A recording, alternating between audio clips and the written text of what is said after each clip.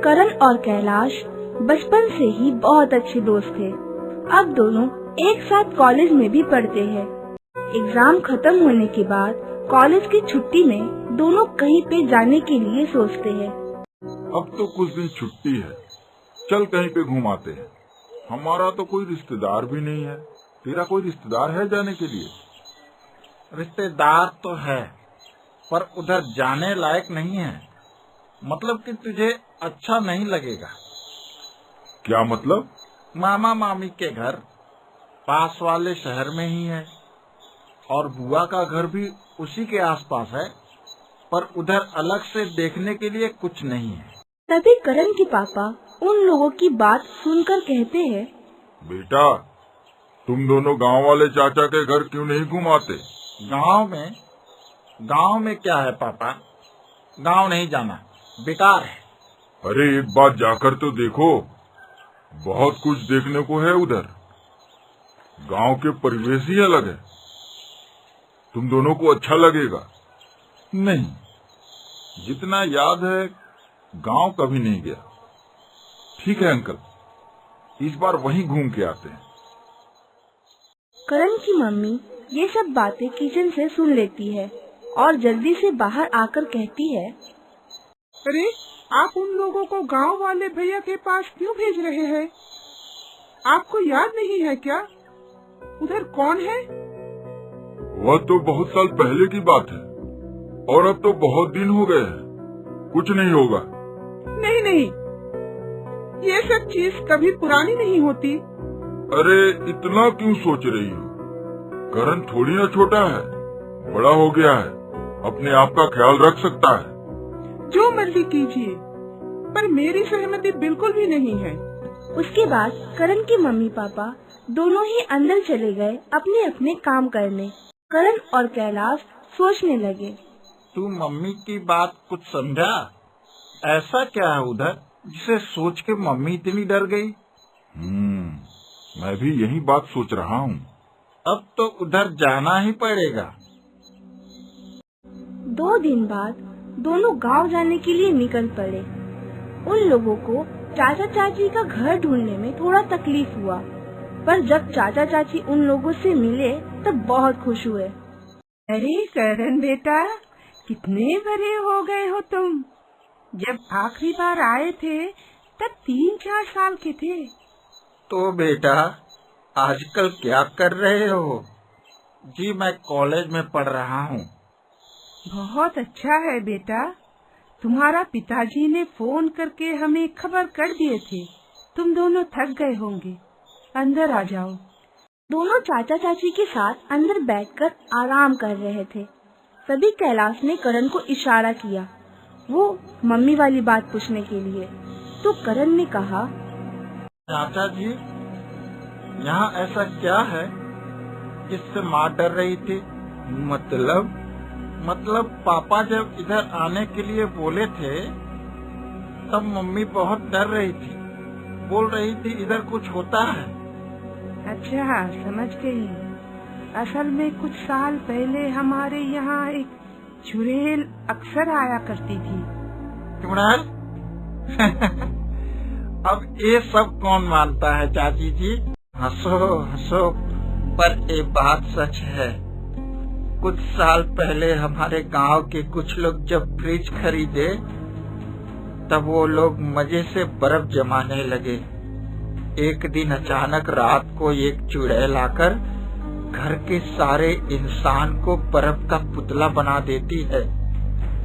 उसके बाद से जो कोई यहाँ बर्फ जमाता है वह चुड़ैल आकर वह बर्फ खा लेती है और सामने जिसे भी देखती है उसे बर्फ का पुतला बना देती है। कुछ सालों से इस गांव में और कोई भी बर्फ नहीं जमाता है और चुड़ैल भी अब नहीं आती है। क्या बोल रहे हो आप? बर्फ का पुतला तो दिन में पिघल जाएगा। नहीं, वही तो बात है। आज तक जो भी बर्फ का पुतला बना है वो लोग अभी भी नहीं पिघला है, वैसे का वैसा ही है। कोई कोशिश भी नहीं किया उन लोगों को ठीक करने के लिए? सबने सब तरह की कोशिश कर ली। बर्फ का पुतला ना टूटा ना पिघला, पर छूने से बर्फ जैसा ही ठंडा है वह पुतला। कहाँ है वह सब पुतला?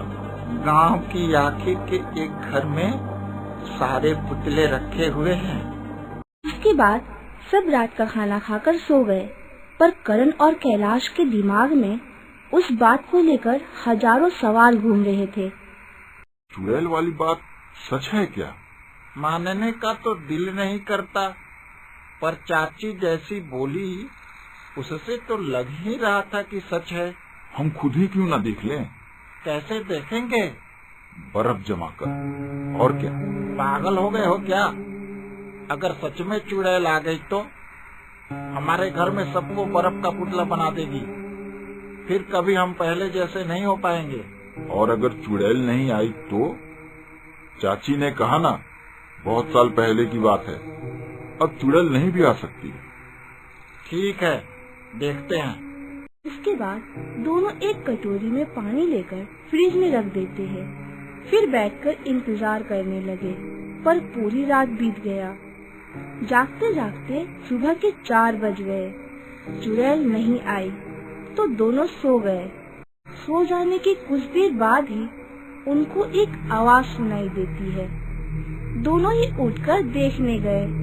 दोनों ने देखा कि एक खुली बाल वाली औरत घर में घूम रही है, जिसका चेहरा बर्फ जैसी सफेद और भयानक है।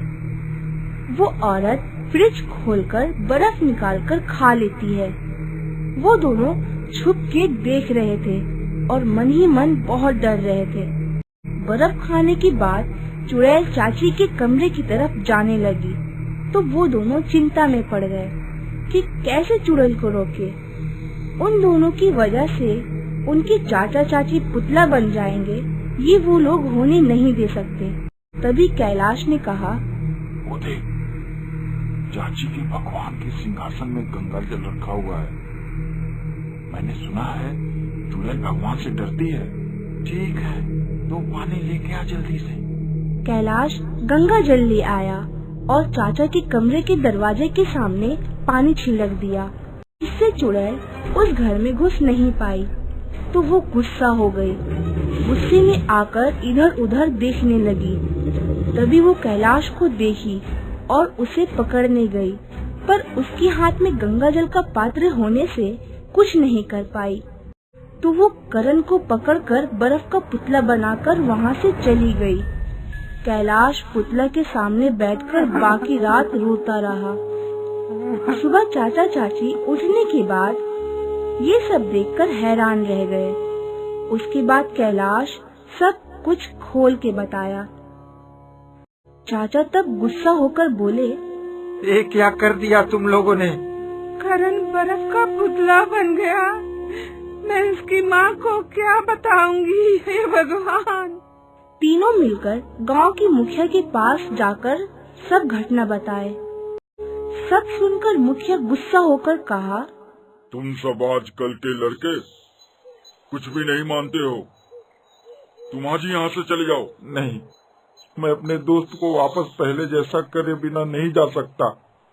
पहले ही तुम हमारे बहुत उपकार कर चुके हो।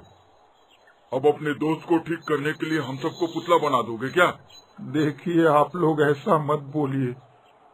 वो लोग तो यहाँ के नहीं हैं, तो उन्हें कुछ नहीं पता। देखिए, मुझे एक मौका दीजिए। बहुत लोगों ने पहले कोशिश कर ली है, कुछ नहीं हुआ। तुम क्या कर लोगे अकेले?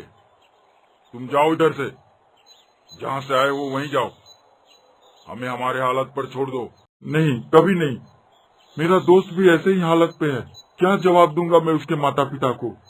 मुझे एक मौका दीजिए। क्या करना चाहते हो तुम? मैं उसे खत्म करना चाहता हूँ। वो कैसे?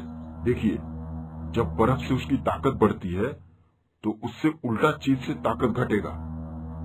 जैसे कि गर्मी, अगर किसी तरह उसे आग में जला दिया जाए तो शायद वह पिघल जाए और उसका जादू भी खत्म हो जाए। तुम शायद सही हो। इसके लिए क्या चाहिए तुम्हें? मुझे एक सुनसान जगह पर एक खाली घर चाहिए, जिसमें मैं आग का इस्तेमाल कर सकूं, और फ्रिज चाहिए। बर्फ जमाने के लिए। ऐसा घर, हाँ, गांव में ऐसा एक घर है जहाँ सारे बर्फ के पुतले रखे हुए हैं। वह घर मैं खाली करवा देता हूँ और एक फ्रिज भी रखवा देता हूँ वहाँ। उसके बाद मुखिया सब इंतजाम करवा देता है। कैलाश रात को फ्रिज में पानी रख दिया बर्फ जमाने के लिए और साथ में पूरे घर में पेट्रोल छिड़क दिया। फिर सब घर के बाहर इंतजार करने लगे। इंतजार करते करते आधी रात हो गई। धीरे धीरे सबको नींद आने लगी। सब वहीं बैठे बैठे सो गए, पर कैलाश बिल्कुल नहीं सोया और पिछले दिन की तरह चुड़ैल 4 बजे के करीब आई। कैलाश जब देखा चुड़ैल आके घर में घुसी, वो छुपके से खिड़की से आग लगा दिया। तब चुड़ैल फ्रिज के पास थी। ये क्या हो रहा है? मेरी ताकत कम क्यों हो रही है? आग कहाँ से आई? चुड़ैल की भयानक चीखने की आवाज सुनते गांव वालों का नींद टूट गया और सब घर की खिड़की से देखने लगते हैं। तो देखा भयानक दिखने वाली चुड़ैल पिघलती जा रही है। चुड़ैल खत्म हो जाने के बाद ही गांव में जितने भी लोग पुतला बने हुए थे सब पहले जैसे हो गए। करण भी ठीक हो गया। कैलाश करण को देखकर बहुत खुश हुआ और उसे गले लगा लिया। बाकी के गांव वालों भी अपने को पाकर बहुत खुश हुए।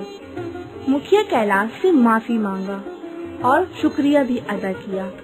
गांव एकदम चुड़ैल मुक्त हो गया। अब सब खुशी से फ्रिज में बर्फ जमाने लगे।